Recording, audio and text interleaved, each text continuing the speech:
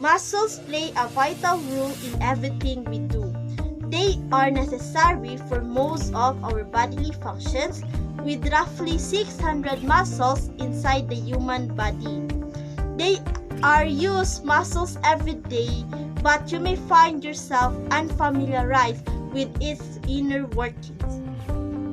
This video will aid you in familiarizing the muscular system, including the functions, properties, types, movements, parts, and diseases that can affect the muscular system. The muscular system's primary function is locomotion and movement. The contraction and relaxation of muscle fibers are the reason behind why we can move our hand, legs, and other parts of our body. Another function that the muscular system has is posture. The muscles found on our lower back, called extensor muscles, are responsible for keeping us upright. The muscular system also complements other systems in the body, such as the respiratory system. With the muscles on our ribs and diaphragm aid in the expansion of the lungs, and the circulatory system, specifically in the heart, where muscles contract and relax constantly to pump up blood. Additionally, the muscle maintains body heat, with shivering in response to the cold being an example of this function. The shiver is caused by the rapid tightening and relaxing of the muscles to stay warm. The muscles move in accordance to the signals sent by the nervous system, which serve as instructions for the muscles. This brings us to the first 5 properties that the muscular system possesses. The first property of muscles is that they are excitable or irritable, which means that they respond to stimulus such as the signals sent by the nervous system. The second property is contractility. Muscles contract or clench after receiving stimulation. The next property is the muscles are stretchable. Their consistency enables them to stretch while taking minimal to no damage in natural movement as they relax. Another property of muscles is their elasticity. This means that muscles return to their original shape even after being stretched or tensing up. So the last property. The last property is adaptability. Muscles can adapt according to how they used. If they are used often, they become more developed. This is called as hypertrophy. If they are not used for an extended period of time, they become atrophied, which means that they decrease in size because of inactivity. An example for this property is when a bodybuilder goes to the gym and works out. Over time, their bodies become toned and muscular. Now that we are done with the properties of the muscle, we will now discuss the types of movement of the muscle. Movement that muscles are capable of. There are 5 types of movements that are classified in relation of their positions as they move. We start at adduction. Adduction is a term of movement going into the center of or vertical midline of the body. Meanwhile, the abduction is a movement of going away from the body center. Another type of movement is flexion, the bending of joints to decrease the angle between the 2 body parts. This is observed when you bend your knee, the angle of your thigh and shin is decreasing. The opposite of this movement is extension. The extension when the joint straighten and expands to increase the angle of the 2 body parts. The last movement of the muscle is rotation. As the name suggests, it is the movement of the body parts around an axis, like rotating your wrist. We are on the 5th paragraph. Now we go on to the type of muscles.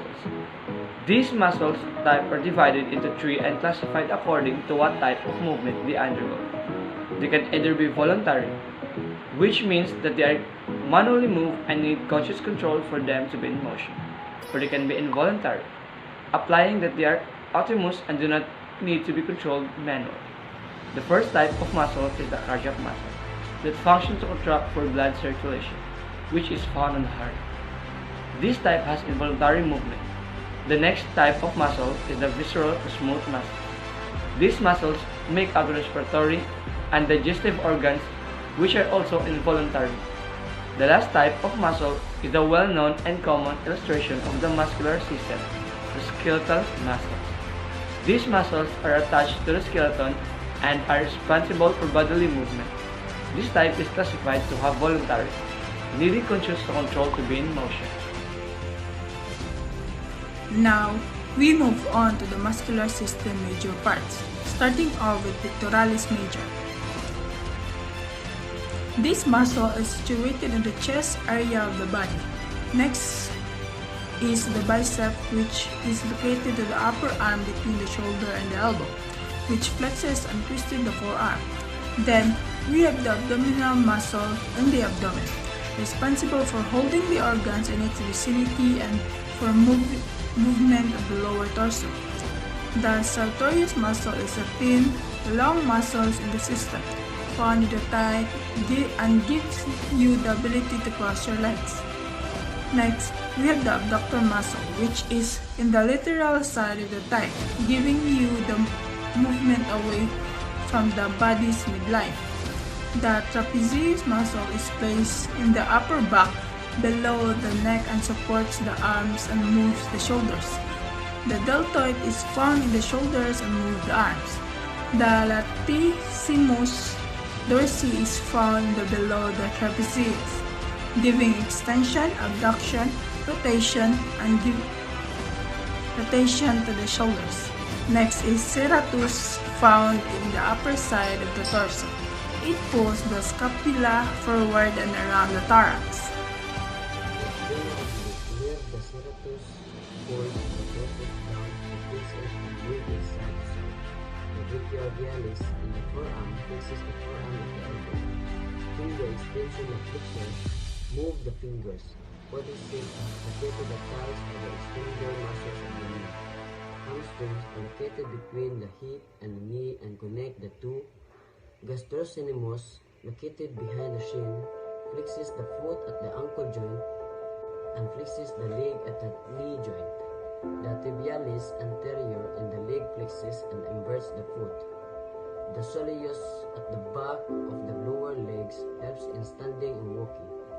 The infraspinatus is found behind the torso and functions to rotate the humerus and stabilize the shoulder. The teres majores, the infraspinatus, and the latissimus dorsi, the triceps behind the biceps straighten the arms. The gluteus medius move and stabilize the hips.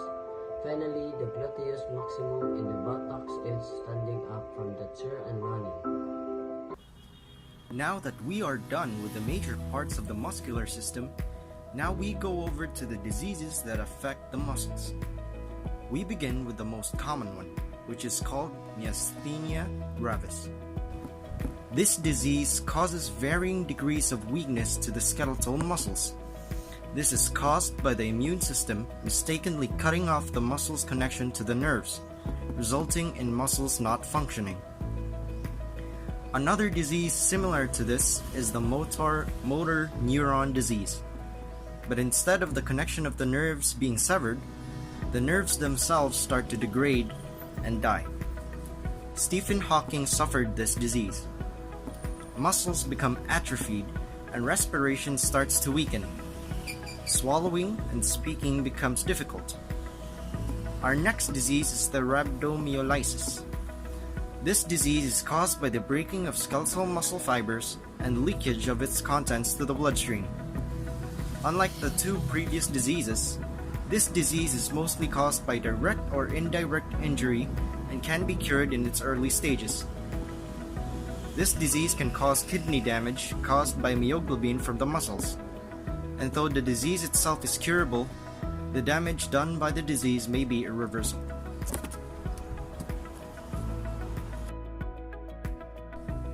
This concludes our discussion about the muscular system. We hope that you have found this video informative. Have a great day and thank you for watching.